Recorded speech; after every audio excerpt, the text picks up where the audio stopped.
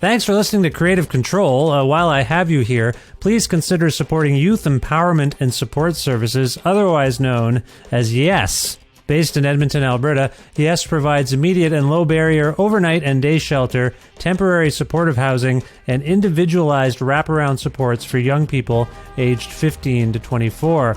They work collaboratively within a network of care focused on the prevention of youth homelessness by providing youth with the necessary supports to stabilize their housing, improve their well-being, build life skills, connect with community, and avoid re-entry into homelessness. Learn more about how to donate or otherwise support YES by visiting yess.org. Hey, this is Adam from Toronto, and I support Creative Control because Vish is full stop one of the best arts interviewers in Canada, or anywhere in the world, really. He approaches every episode like he's known the artist for years, creating a conversational atmosphere that gets straight to the heart of the work. No one else in podcasting gets it quite right like he does, with a mixture of meticulous research, wise artistic insights, and well-humored personal connections. I proudly support Vish and Creative Control on Patreon. You should too. To make your flexible monthly donation to Creative Control, please visit patreon.com/Creative Control today.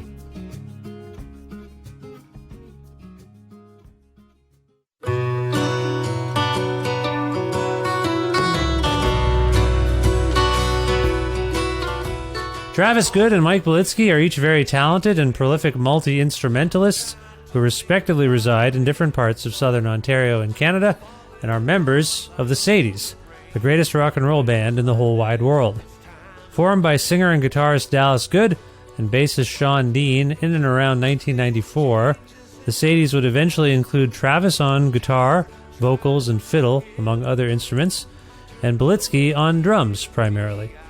The Sadies are renowned collaborators, serving as a backing band and co-conspirators for a long list of legendary artists, while also cultivating their own unique trajectory via endless touring and a rich and varied discography steeped in punk, country, folk, and psychedelic rock music. The Sadies' world was completely destroyed in February 2022 when Dallas Good passed away suddenly at 48 years old. The primary decision-maker in the band, Dallas had already tended to most of the details and plans for the Sadies' recently completed new album, which was primarily overseen by producer Richard Reed Perry and engineer Pietro Amato. This brilliant final Sadies offering with Dallas in the fold is called Colder Streams. It's out July 22nd, 2022 by Yep Rock, and ahead of rescheduling tour dates for this fall, Travis and Mike joined me for a conversation about parrots, dogs, and goats, animal injuries and Mike's recent wrist surgery, the making of Colder Streams in Montreal and its sound and lyrical themes, Dallas's role in the band and how it's impossible to fill it, his interest in Satan and why the devil appears in some of these new songs, how the Good family is faring these days and what the future of the Sadies can possibly be, songs made with the late Gord Downey, Mike's wrist recuperation and Sadies touring, other future plans, and much more. A part of the Entertainment One Network with the support of listeners like you who follow and subscribe to this podcast and spread the word about it, and make flexible monthly donations at patreon.com/Creative Control, with additional support from Blackbird Music, a well-stocked record store with locations in Edmonton and Calgary, Alberta, and very friendly staff who will help you place your orders, whether they're special, hard-to-find releases, or new things like Colder Streams by the Sadies. For more information about how you can access Blackbird Music, go to their website, blackbird.ca. Plus in-kind support from Pizza Trocadero, The Bookshelf, and Planet Bean Coffee in Guelph, Ontario, and Grandad's Donuts in Hamilton, Ontario. This is episode 703 of Creative Control, featuring the lovely and talented Travis Good and Mike Belitsky of the Sadies, plus special appearances by Mr. Pickles, the parrot, and Sally, the dog, with your host, me, Vish Khanna. When I search for answers, questions are all I find. I wish I knew what I needed to do this time.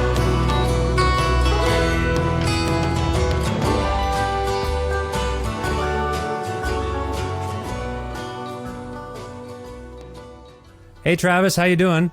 I'm okay. How are you doing? I'm not bad, thank you. Where in the world are you today? I'm at home just outside of Peterborough. Nice. Yep.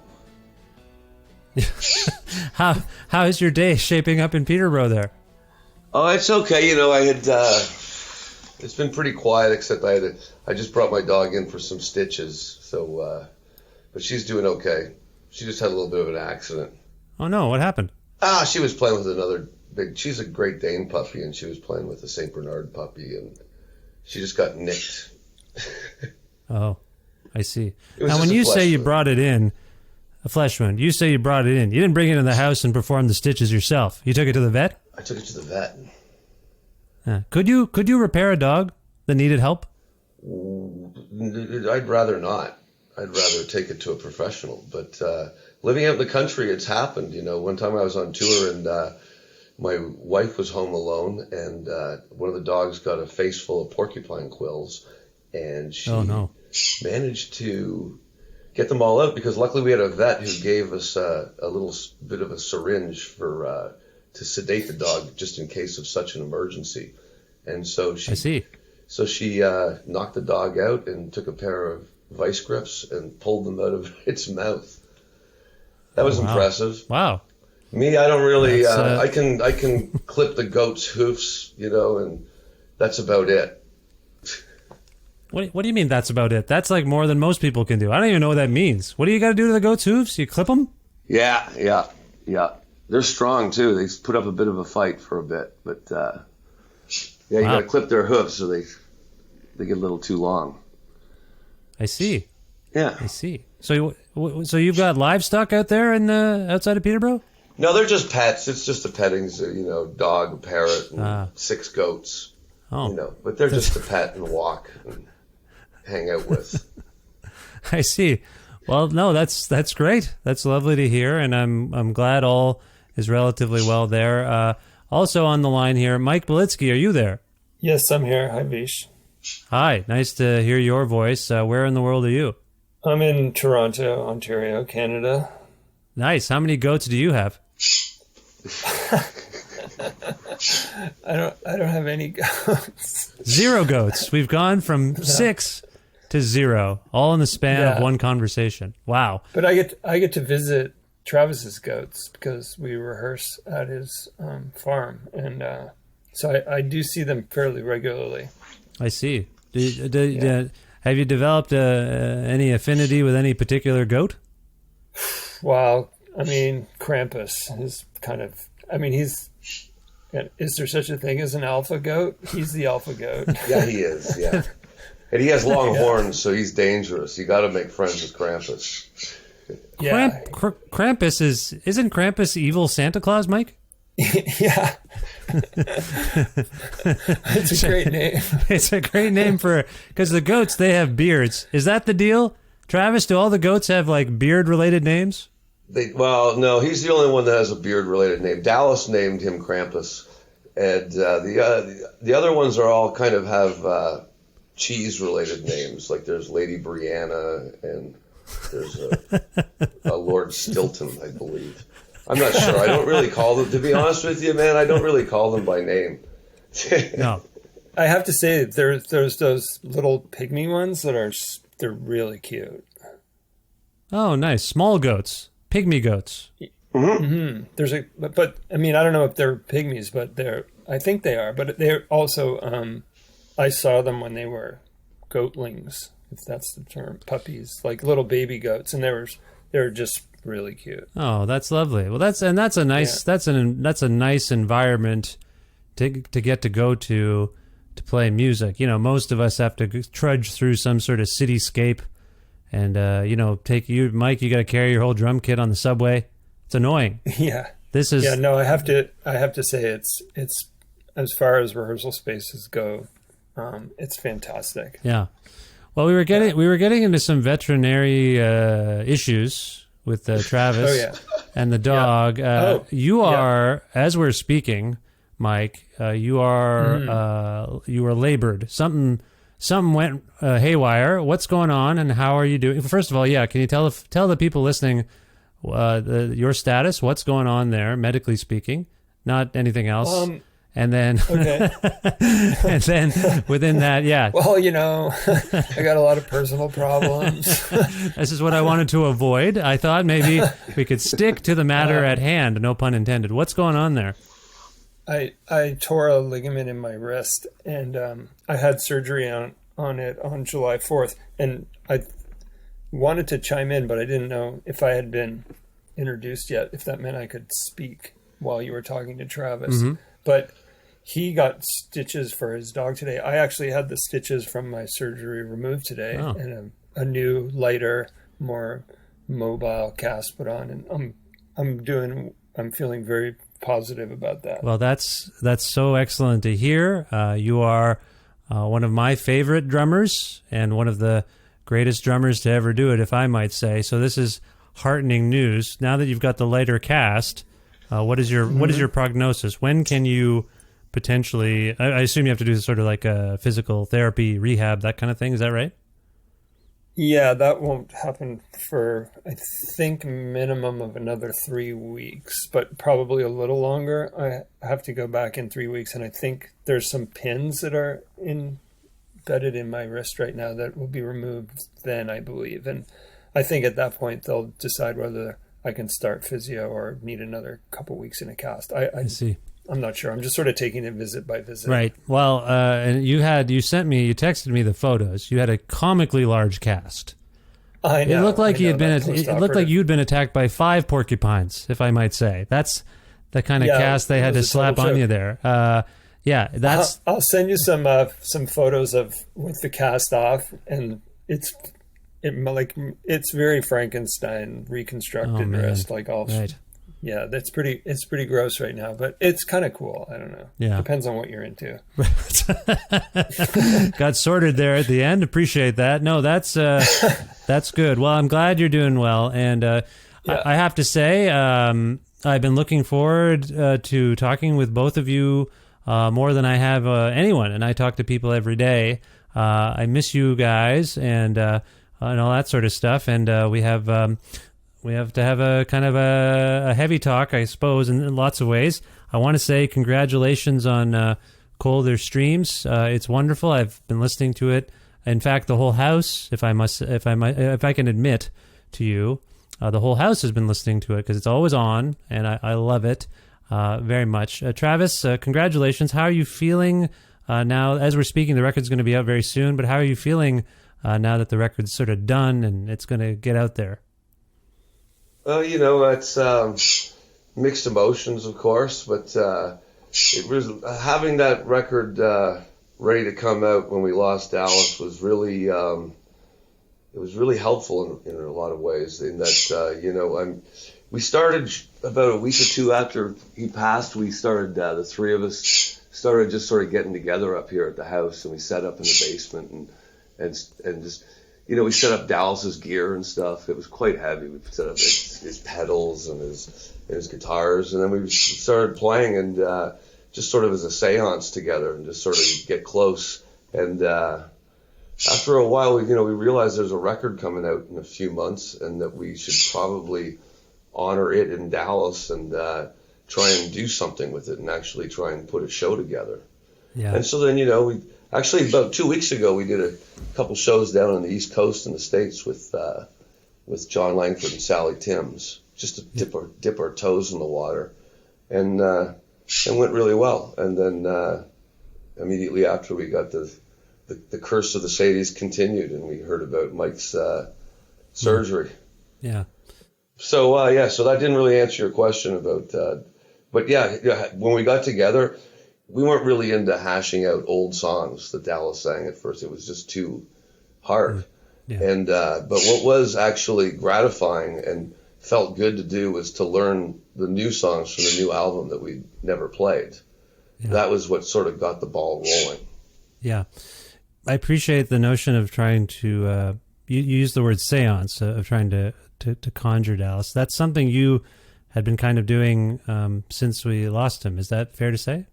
Yeah, I've been playing a lot of guitar and, to get my mind off of things, but also to get my mind into that frame of mind at the same time. It's an interesting way work it out and go to work. Yeah, no, absolutely. Mike, Travis alludes to the fact that you did those shows without Dallas along the East Coast before you got laid up. Just experientially, I can imagine what it was like, but can you articulate that? What was it like to play without him? Well, it's hard. It is hard to articulate. Like, I mean, I can speak personally. Like, it's, we practiced so much before we did those shows that I started to get used to different cues. But I mean, being on stage without Dallas, like, there were so many like cues that I would take from him, musically and visually, and that weren't there. And it's become a different thing. I mean, it's still the Sadies, but I don't know. I mean, like somebody said, oh, it's like I mean, this is not about this operation, but about Dallas. Like, he was like, they're like, it must be like losing an arm, but it's not. It's like losing a piece of your mind. I think. Yeah. Like, I don't mean like going crazy part of your mind, but like, it's like losing a way that you think. And I don't know. I mean, like, we've been doing this so long together that without one of the people, it's psychologically different as well as musically and physically different. No, absolutely. And I want to talk about this a little bit with Travis. Before Dallas passed, when I'd had conversations with fellow fans or colleagues about the Sadies, I think that we had this perception that Dallas had a real leadership role in so many aspects of the band. Mike's alluding to the fact that on stage, Dallas was kind of a band leader, if not the band leader.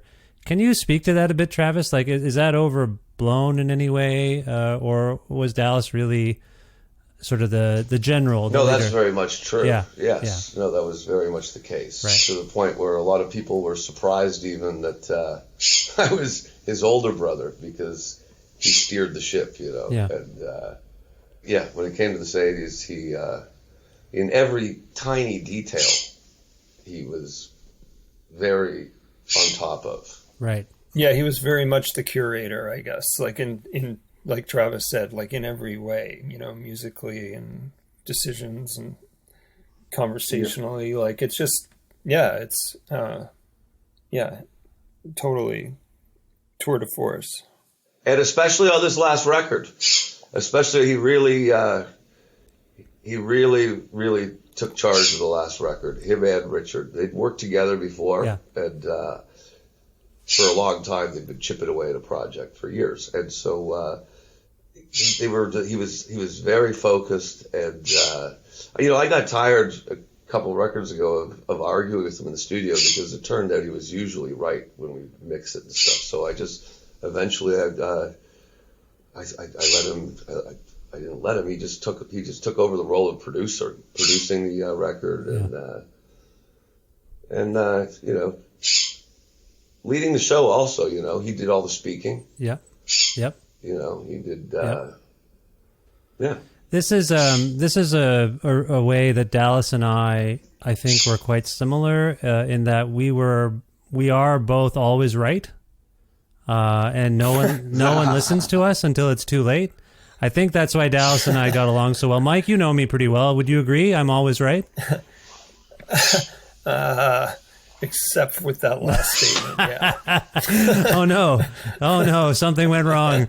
I'm not right for once. Oh. You've gone too far. No, he had that ability to, he just had a very clear vision for what needed to be done. This is my perception, by the way. But he did seem like a guy who had a very clear vision and was often intuitively correct.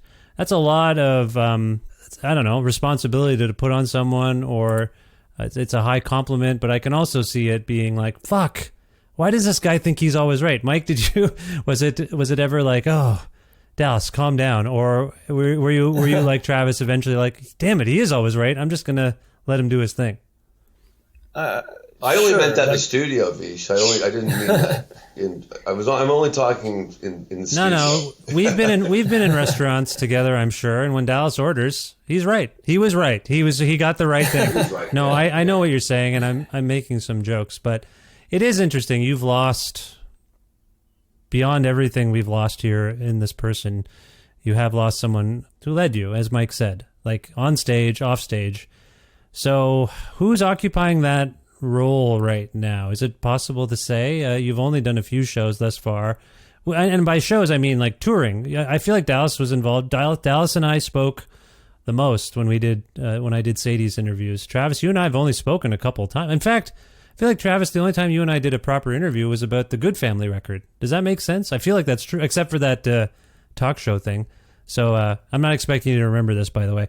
Sorry, but it's true. Yeah, I think I'm just going to go with that. You're right. I'm usually right. I'm usually always right. You're usually right. So okay. So who is before we get into the Colder Streams thing, which I appreciate you getting us to in terms of how you started making the record, Travis, who has to take on that role that Dallas occupied, just in terms of the logistics and the direction? Is anyone doing that right now?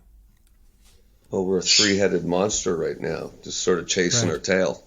Right now, we're licking our wounds, waiting to get back out there sometime and see what happens. I don't know, really.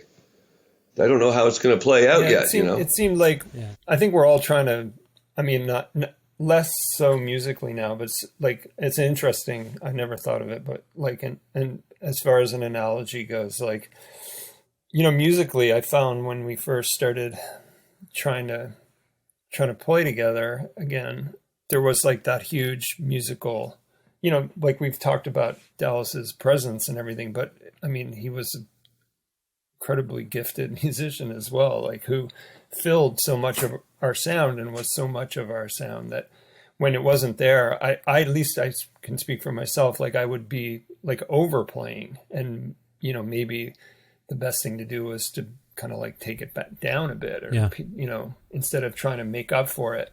And I kind of maybe it's the same thing as far as filling a leadership role. Like no one's gonna be able to be that person, so maybe if we all just sort of like take a step back and try to do it more as like Travis said, a three-headed monster, maybe that is the best way. And on that little run we just did in Boston and Rhode Island and stuff, I don't know, it just kind of felt like we all had to kind of pick up that slack, and each one of us did our part to try to do that. I'm sure people listening might be curious about this. I've kind of already accepted the fact that you guys are carrying on, but I'm sure there are people wondering how this decision was made upon losing Dallas. Travis, can you talk about the discussions as much as you want to? I don't mean to pry or whatever, but how did you come to the realization that this could continue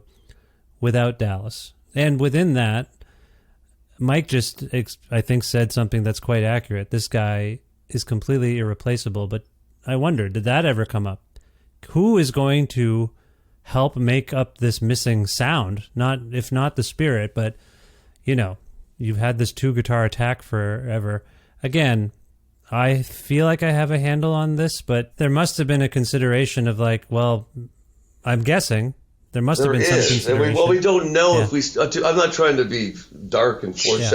We just don't know if we can yet. The verdict still hasn't come in. We're going to try, because that's what we do. That's how we've always dealt with heavy shit and grief and stuff. Is I usually work it and go on tour, and eventually I start to feel better. And and so that was, and as for replacing, we'll never replace Dallas. We've been known for collaborating with people, and so I would love it if people came and went and sat in with us and stuff, our friends and stuff, once in a while. But there'll never be a fourth member of the band. Right. Okay. I mean, I just like I can sort of remember my after the shock and everything, like I just never even thought that the Sadies would continue. And then as I started just what Travis said, like, well, that's always been how we dealt with it. Like, you know, anything bad happened, like that was always like the place to go, was to go on tour and rehearse and play a show. And like everything could be, you could at least forget about what was not good. Yeah. For those at, you know, 90 minutes a night or whatever, or, you know, and then I just started thinking, like, I think we all did, like, we need each other more than we ever did. So Yeah. let's see each other. Let's go do the thing that we have always done, through good or bad. And that's kind of how it evolved into being like, yeah, I think we could probably do a show, or, you know. Yeah. And to be clear, I still had to go and I sat down with Dallas's wife and my mom and dad and asked them what would Dallas think. And I had to get clearance from the family too before I could even think about it much. Yeah. Yeah. Well, I think, I'm sure they also want to honor what you're going through, like you and Mike have been saying. Like, you need to process this, and this is how Sadie processes things. So I can appreciate that. And I just want to say that I think I'm reading between the lines of what you're saying in particular, Travis. Like, this activity, in the light of a new record coming out and Dallas's final record with the Sadies, this Sadies activity, it's not permanent. You don't know what's going to happen after you make you fulfill these commitments. Is that kind of what you're saying? Kind of, yeah. I mean, I hope it works out, and I hope it's okay. Yeah. But I just don't know if we won't fill the hole that's there. And so, can we make something out of it? I don't know. I hope so. Yeah. I hope so. Travis, you had the experience, Mike was laid up, but you recently had the experience, you and Sean had the experience of being in Winnipeg and in Toronto for a festival. I'm sure people approached you. What do you have an overarching way of talking about the sentiment you received, and anything that stuck out for you in terms of anything someone said or conveyed to you about Dallas and the Sadies? Yeah, you know, it was nice to talk to people and stuff. And that was my first big crowd for 3 years. It was all strange on so many levels, you know. Mm.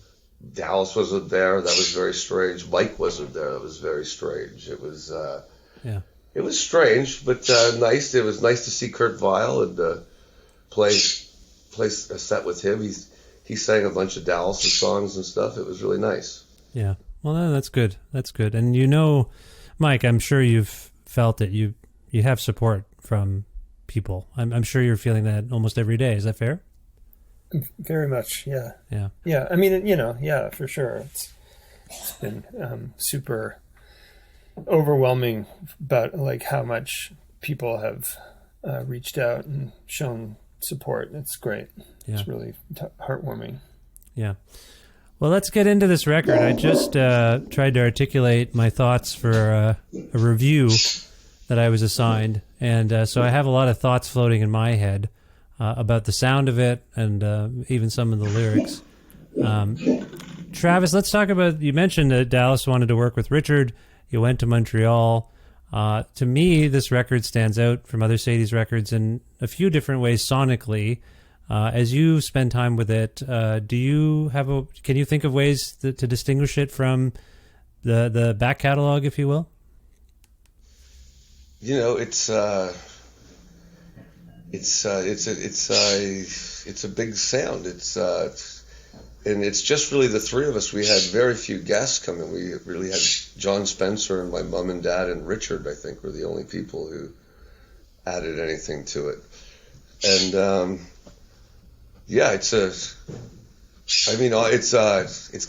sonically, I think it's got like, I don't know if it has anything to do with Richard being a bass player, but it just, to me, the bottom end, the rhythm section, everything, it just stands out really a lot. I'm still waiting to get my copy, though. I'm dying to hear it on vinyl. Yeah, me too. Mine's in the mail. I mean, I'm just listening to it on my computer. Yeah, I was messaging Sean Dean today, just asking him a couple of questions. But in particular, I wanted to convey that the bass on the song No One's Listening really stuck out for me. Just a really interesting sound. I don't know if that. Do you know that? Do you know what I'm talking about there, Travis? I do. Yeah, I do. Do you know what I'm getting at though? It seems to. It's a dip. I don't know how they did it, but it sounds ridiculous. Yeah, you should be asking Dallas this one because it was Dallas and Richard and Pietro doing that. Oh, I mean, getting the sounds, getting sonically mixing it and stuff. I had very, very little to do with that. I only had an opinion on my vocals and my guitars. I didn't jump in on anyone else's. Anyone else's parts. you know, it's interesting to me. I kept to my own. I'm sorry. I was just going to say, sorry to interrupt you there. It's fascinating to me. You have a song here on the record. It comes in about halfway through, song 5, All the Good. And up until then, I feel like a lot of the vocals are multi-tracked or treated. And then yours comes in on that song, which is more the folkiest song up to that point on the record. And it's really clear. And I just want to say, like, it really opens up the record in a way. After all that murk and noise, that song just cuts through. You know what I'm getting at? Murk and Noise. Is that your review of the record? I did have that. I did have some there. Hang on. Let me pull up my review so I can read you exactly what I wrote. This is getting very meta, and I don't know if anyone's going to edit it. Vish, if you had to give like an elevator pitch to somebody, Murk and Noise, is that it? Let me see here. You got 10 seconds, buddy. Colder Streams really and truly is a perfect Sadies record because it captures so much of what this unclassifiable rock and roll outfit was and still is all about. It's clear and murky, raucous and tender, woozy and steady, but most of all, in its musical tone and eagle-eyed lyricism, it's full-on, unfuckably impassioned. That's what I wrote in one paragraph. What is that? Does that resonate? Nice. Yeah. You didn't like it. Nice of you're giving my review a negative review. I can hear it in your voices. No. That's good. That's good, Vish. Thanks, Dad. I appreciate that. You said that like gold star, Vish. You did a good job. No, I do think it starts off like I also, knowing Dallas in particular's love of the Stooges, like there's just a real punk darkness in a lot of ways to this record that I found interesting, and some, just some more gauze or distortion. And then what I'm saying in here, Travis, is then you have a song before that, by the way, that reminded me of the REM or the Skydiggers, So Far for So Few, like a real jangly kind of pop thing. You know what I mean? I do. Good. Yes. Good. Yes. So and the other one, All the Good. It's I know what you mean by the murky sounds and stuff. That was like the first time I ever played banjo on a record was on that song. Oh. And my vocals were much, much drier. Yes. Than the rest of the record, except for the Richard called it. We called Richard the Wizard of Oz when we were doing that song because he was doing all the ahs, all the ahs, and they have quite the reverb on it, I think. Oh yeah. Like it's. And my mom sings on it. My dad plays auto harp.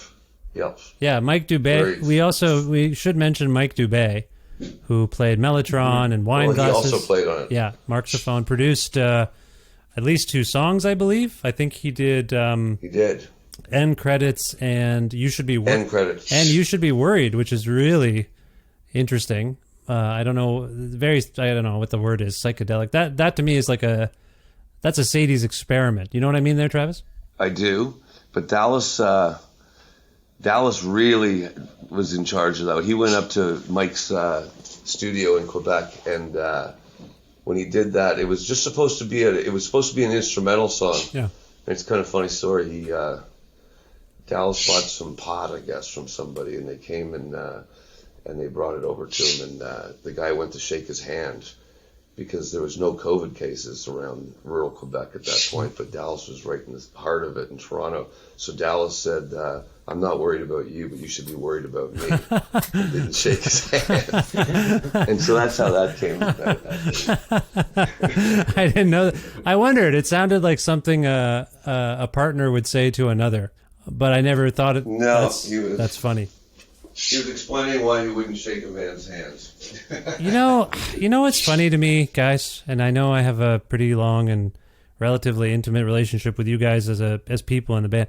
Sometimes I think people don't realize how funny all of you are.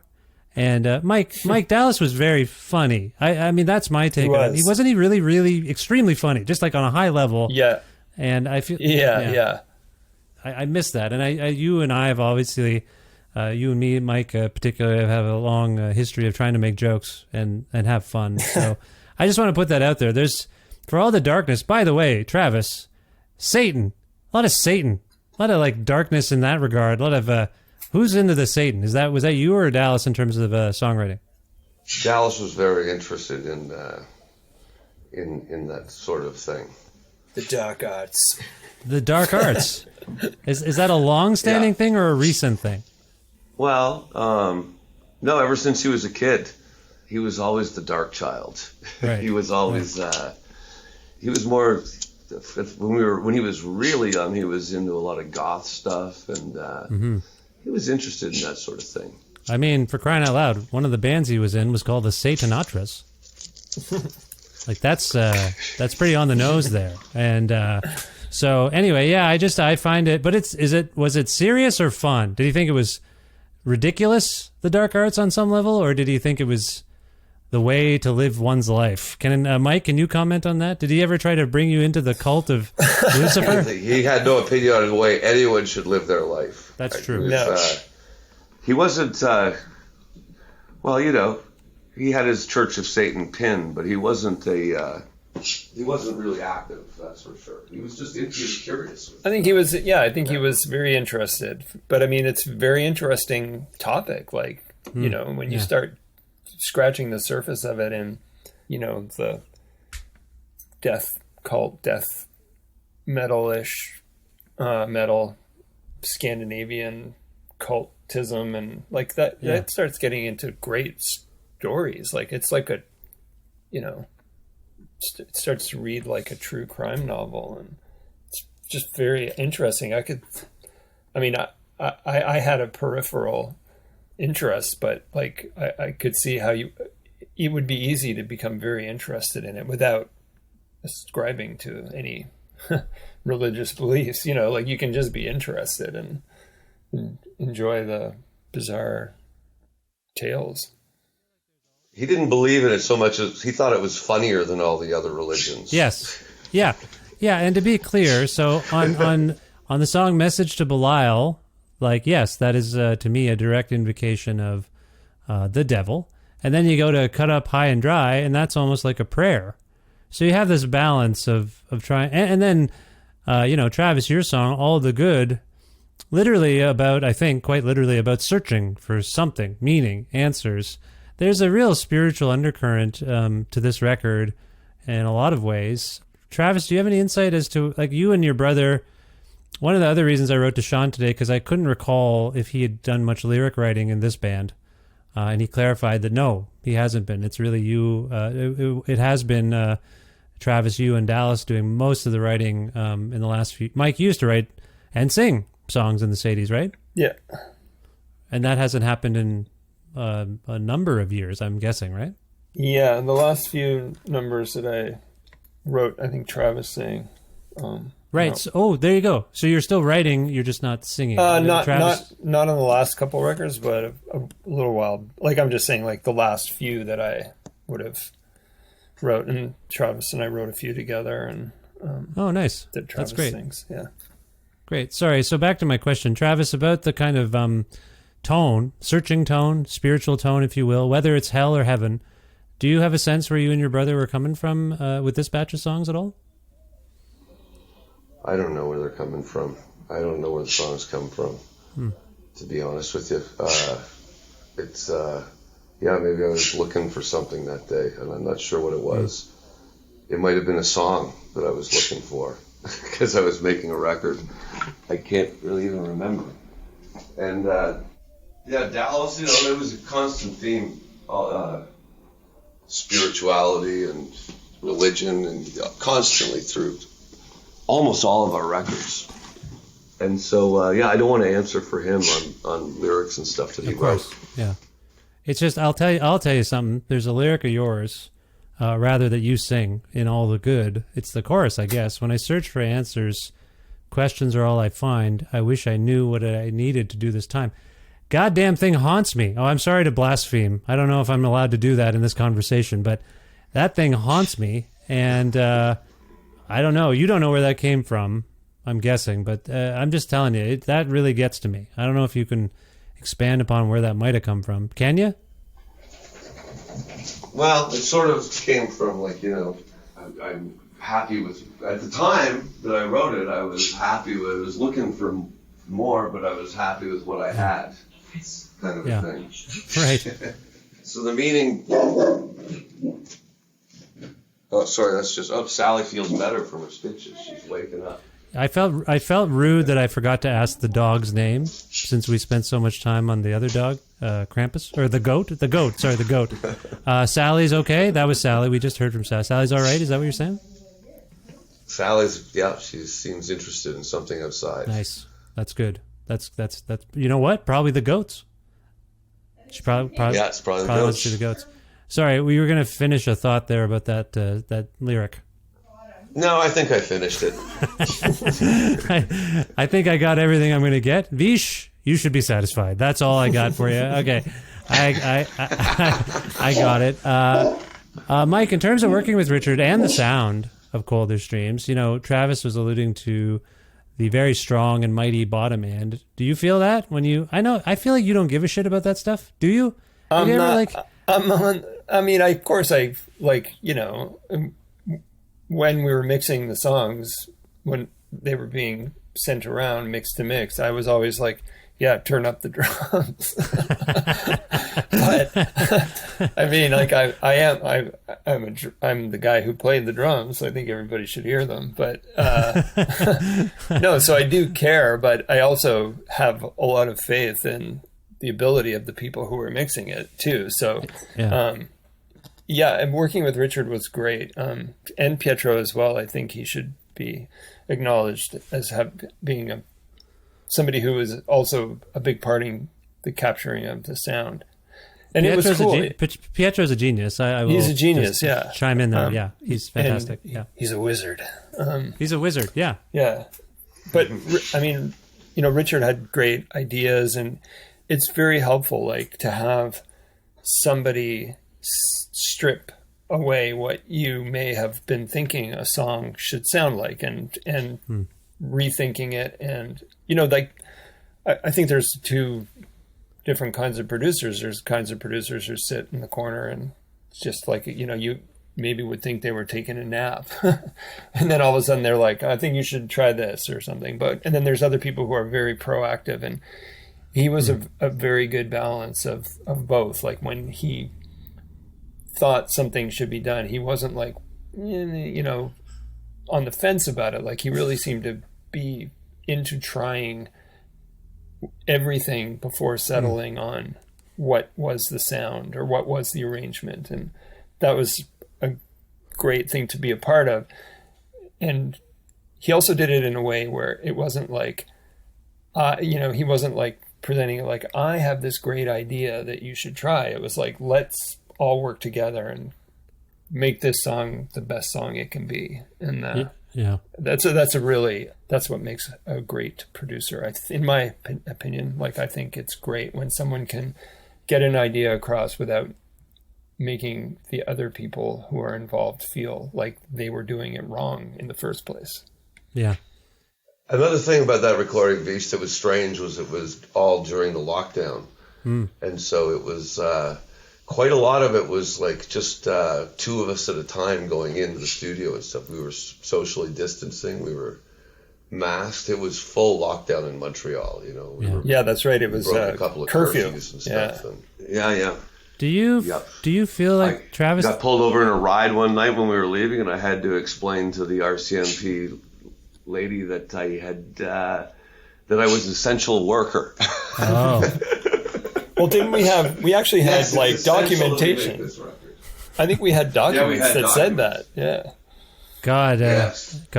I hope they didn't issue a ticket that you balled up, crumpled up and threw it in their face. Doing what? I see what you did there, Vish. Little call. You heard that story, AV? Oh yeah, you told it on that talk show we did, and good callback there. It was a callback to that story. Yeah, you told it because for some reason we got Once again, I will say to both of you, as I may have said to you in person, thanks again for being on that talk show. Sorry again that you had to be on that talk show. I don't think I did a very good job, but it was whatever. It's fine. It got canceled or whatever. The whole network got. I think I got the whole network canceled. It wasn't usually if a show is bad. If a show is bad, they cancel the show. I got a whole network canceled, so I'm happy about that. But anyway, yeah, you told that Nicely we done. were somehow Dallas really liked the idea of ribbing Mike for spending a night in jail. You remember this? Not the band, yeah, the actual carceral system. Yeah. I mean, hey, look, we all everybody's got to go to jail sometimes. Oh God, I hope not. Anyway, then you chimed in. You retorted. Well, what about the time, Travis? It was you said, Mike. It was like one of your first trips with the Sadies. Yeah, right? no, you were asking about like what was like a memorable story or something, Oh yeah, and I was right. like, yeah. and that is a very memorable story. But then I also didn't want to put Travis on the spot by like, you know, outing him as being somebody who is non-compliant. Would go to with jail? with the It's law. okay, Mike. You can say it. Yeah, who would also go to jail. Anyway, yeah. In a nutshell, the story is the Sadies were pulled over. Travis was driving. Probably you were driving a tad rapidly. Is that fair to say, Travis? Barely. Right. Yeah, I got a speed ticket. Yeah. Right. And then you didn't like the way the officer was going through your record and saying this and that, and then you got mad, right? Is that what happened? I did, and I crumpled up the ticket and threw it on the ground. Yeah, but before In you the did van. that, I didn't litter. before you did that, you kept interrupting the guy, going, "Are you done? Are you done?" I thought was the best part, and then you just grabbed the ticket out of his hand, scrumpled it up, and threw it in between you. I was in the passenger seat, and you just turfed it like right in between us. It was so cool. Yeah. I don't think you should. That was in the old days when you usually didn't have to pay out of province tickets. You know, they wouldn't track you down. But about 20 years later, 15 years later, in the mail, I got a notice from Brandon, Saskatchewan, and Manitoba. Yeah, Brandon, sorry. Manitoba. Yeah, And, yeah, Brandon, Manitoba, and they wanted their. I thought it was a good deal after 20 years. They wanted me to pay the $250 ticket. Wow. Oh my God. Prorated over 20 years. Not bad. Not bad. That's what I thought. I paid it. I paid it off. You're both alluding to the fact that you made this record during the lockdown from the pandemic. The pandemic exposed a lot of fissures and cracks in society. I wonder, Travis, if you feel like this time and stuff that's going on kind of permeated the lyrics on this record. I'm going to, as painful as it has been, I'm going to quote you some more lyrics just to ask about it because it stuck out for me. In this day and age, rage has become all the rage, and we choose to behave like wolves left to starve in a cage. We keep going in circles around and around, spinning faster and faster and faster. We come around in the end and start back down again, looking forward to another disaster. It feels very... that's from the song, by the way, More Alone. That feels very of its time, contemporary. Travis, what do you think where I'm coming from with my English essay analysis of that song? Well, that's Dallas's lyric, and that was a premonition, I suppose. He wrote that well before COVID. Oh, okay. Yeah, this is one of those situations where people like me, dorks, are going to say there's a lot of prescience here, and some of it very jarring. And I find the record spooky on its own, regardless of these circumstances, if you will. Travis, I can imagine it must be eerie to listen to it on the one hand, but are you picking up on that prescience that you were just alluding to? Like, oh my God, this is sort of weird what we ended up talking about. Yeah, that's true. I don't really have anything to add to that. Yeah, no, I appreciate that. Yeah, I'm loading up these questions, and I know that there are. Mike, let's just. Well, I think that I can talk to that a little bit. Yes, please do. Save me. I mean, save me, Mike. Not directly, but in a roundabout way, as I do. No, I think like with good songs writing, like that, and Dallas and Travis are good songwriters. Like I think that it can be interpreted many ways to depending on the mood or headspace of the listener, and it doesn't sure there's some things that are obviously very specific, like about like the wreck of the Edmund Fitzgerald, like that's says what it's about, but it even that song, like a great songwriter, it conjures up all kinds of emotions and images and stuff. So I think that you're not being way off base. I mean, it's a song that you listen to it and that's what you hear. So that particular song, maybe it was actually, I'm sorry to interrupt, but maybe it was actually written right at the beginning of when things were getting strange with the COVID. It was because he wrote that song. He wrote that song on it was the day after Justin Townes Earl died. Dallas wrote that song. I see. Which was 2020. Yeah. It was. There's a section in that song that I actually thought might be about Gord Downey. It hurts me to think about what could have been and everything that won't ever be. We gave him tough love, but it wasn't enough to fight back against his disease. He died all alone, but he was never alone. But now that you mention Justin Townes, like that makes, sorry. I'm just telling you. It was Justin. Yeah, no, I hear that. We had plans to go to Jamaica to make a record with Justin. Oh, I didn't know that. Okay, there you go. So yeah, it's just, you're right. I will say, just to follow up on what you're saying, Mike, it's true. I pick up this. I put this record on the record player 5 years from now. It's going to mean something different. It's gonna speak to me about whatever's going on then. And so I appreciate that. To me, this is such a strange and bittersweet contextual exercise, because I can't help but feel moved by this record on a number of levels. I can't imagine what you guys are going through with it, and I just want to say I'm so grateful that you're still doing this and that that you made this record. I think the timing is so fucked up in a way. Like, this is such a bittersweet release, but we have this thing that Dallas was involved in. So I'm feeling, it's weird. It feels like he's with me and with us in a very fresh way.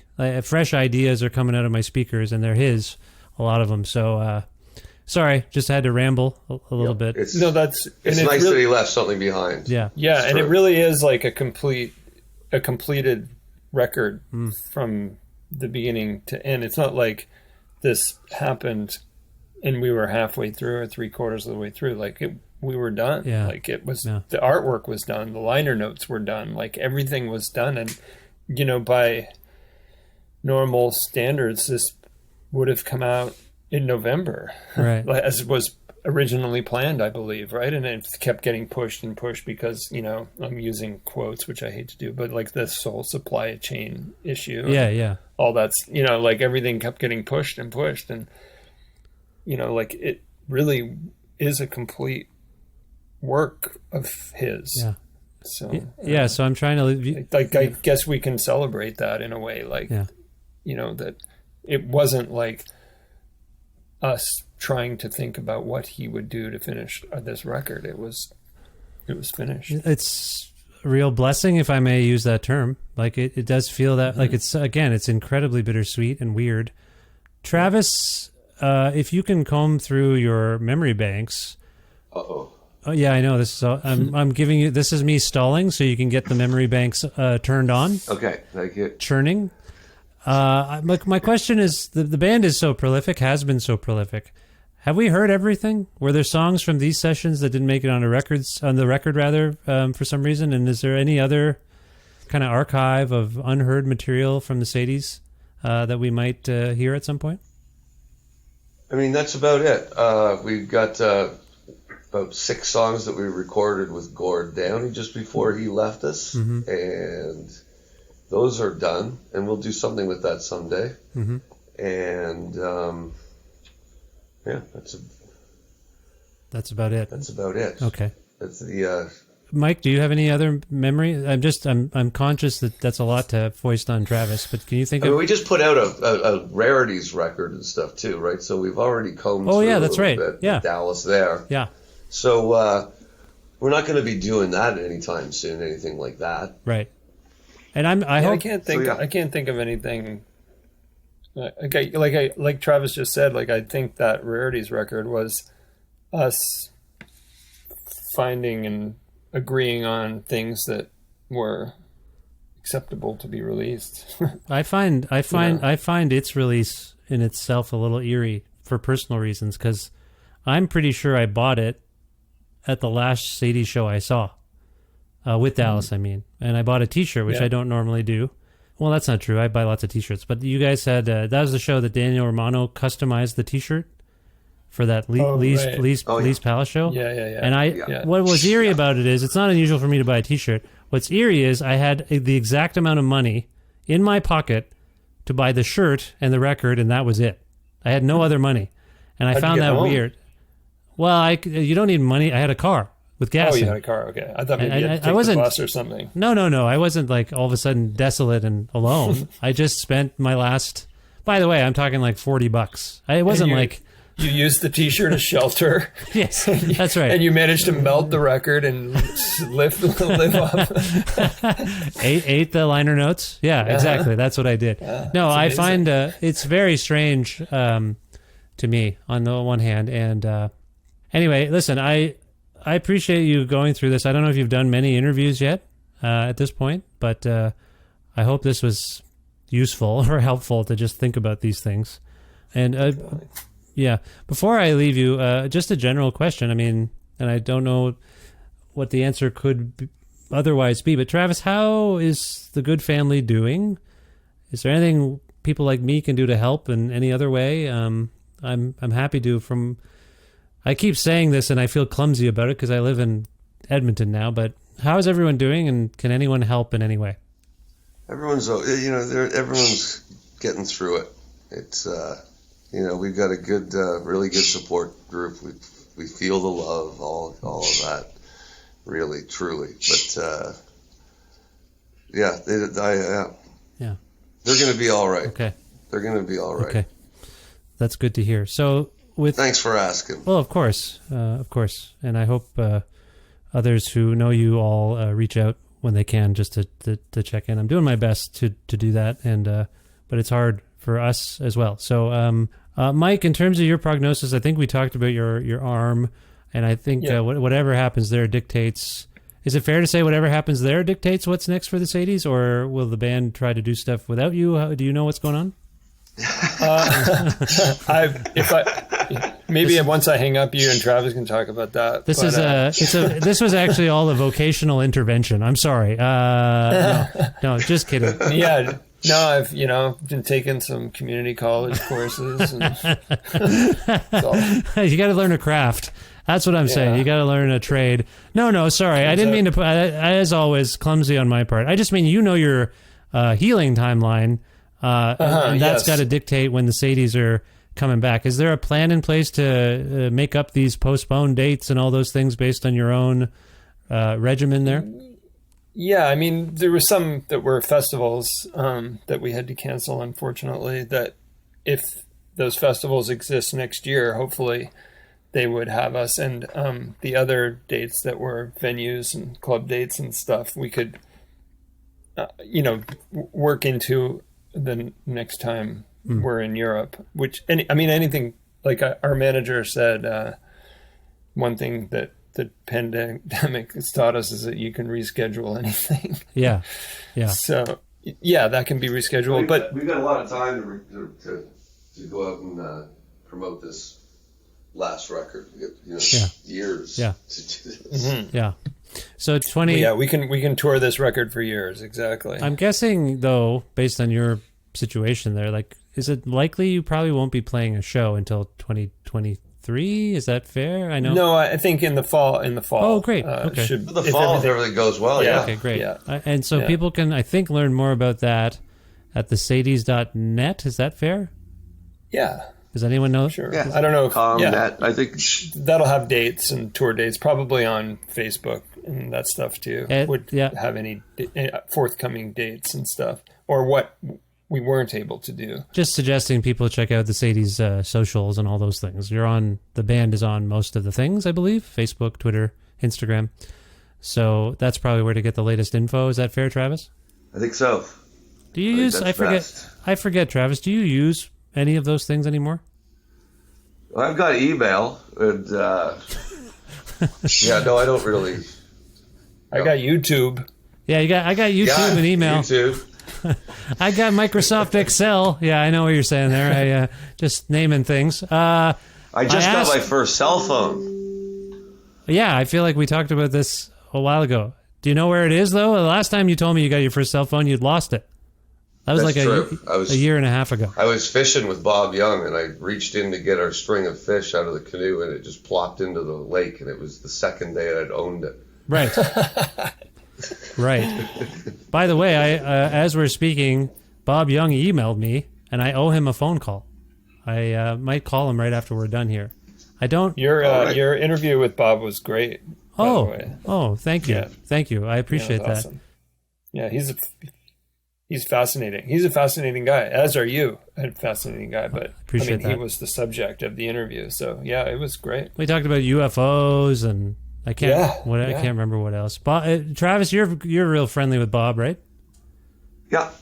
Yeah, and did he mention this? Did he hear the interview? Did he hear how it sounded in the end? Did he like it? Do you remember?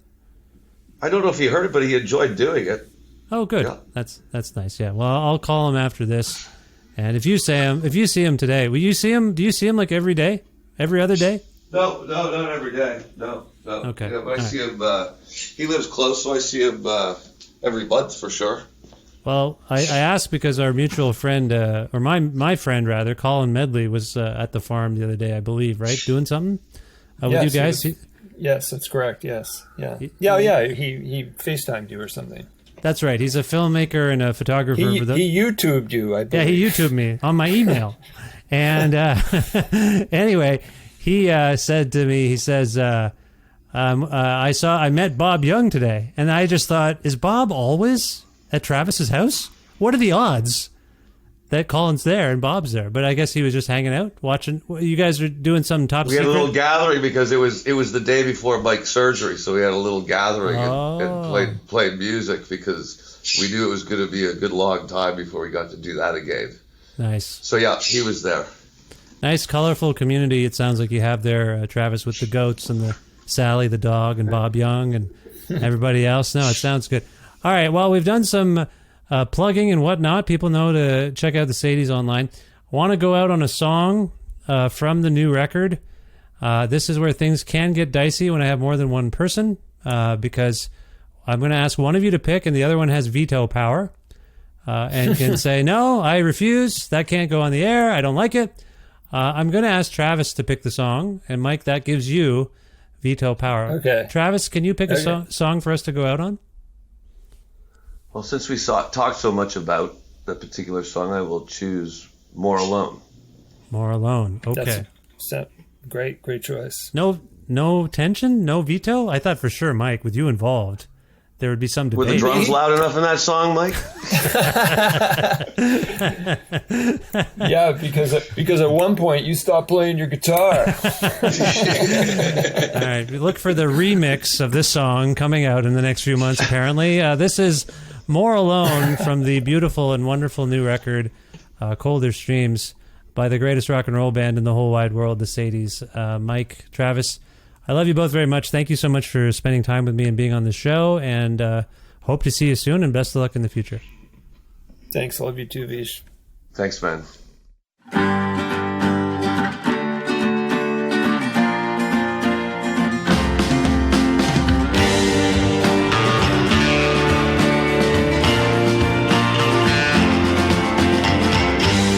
Don't tell a soul you're the only one I'd ever tell.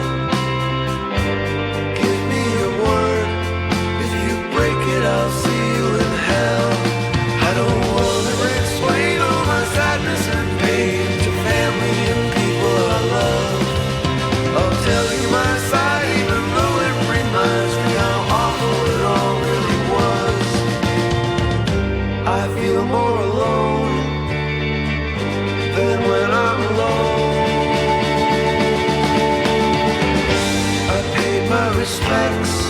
a close friend I lost yesterday.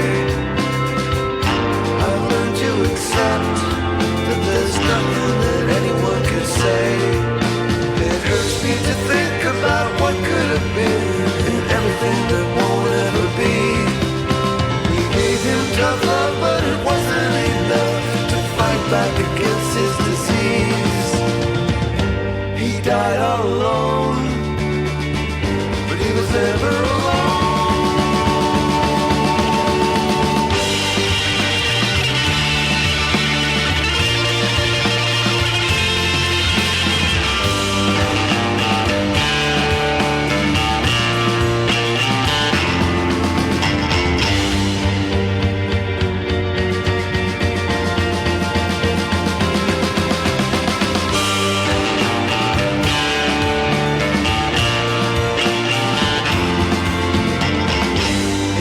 Day and age, rage has become all the rage.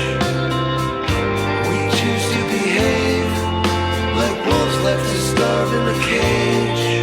We keep going in circles around and around, spinning faster and faster and faster. We come around in the end and start back down again, looking forward to another disaster. We're all alone. So alone. I feel more alone than when I'm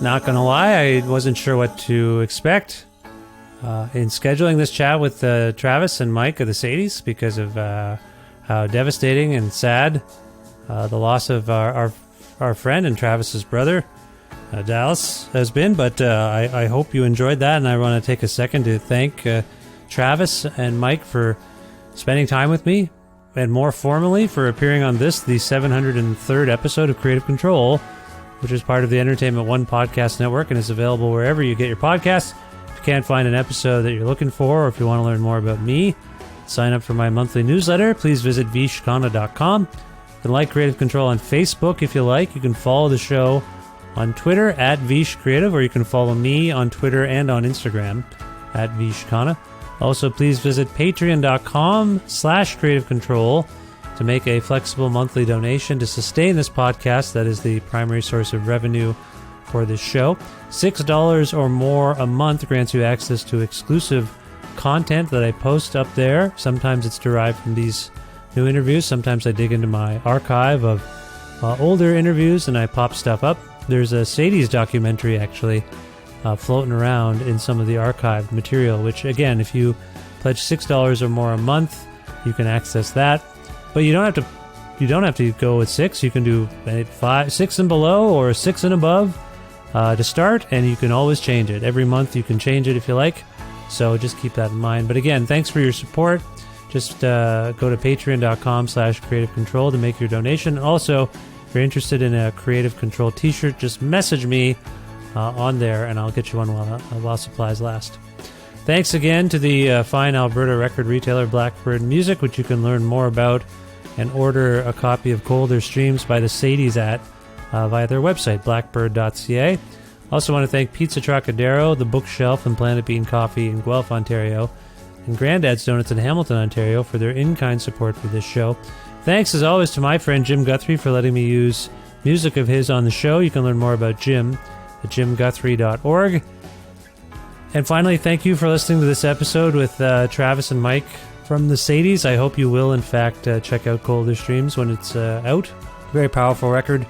And I love that band, and I love those people more than I can really say. So thank you. If you're new to the band, I hope you are interested in that. If you're here for the band, thank you for checking out this show and considering subscribing to this podcast or following it and telling your friends all about it as well. All that stuff helps spread the word. All right, be well. Love the ones you're with and tell them so. Don't wait. And I will talk to you very soon. Thanks again. Bye for now.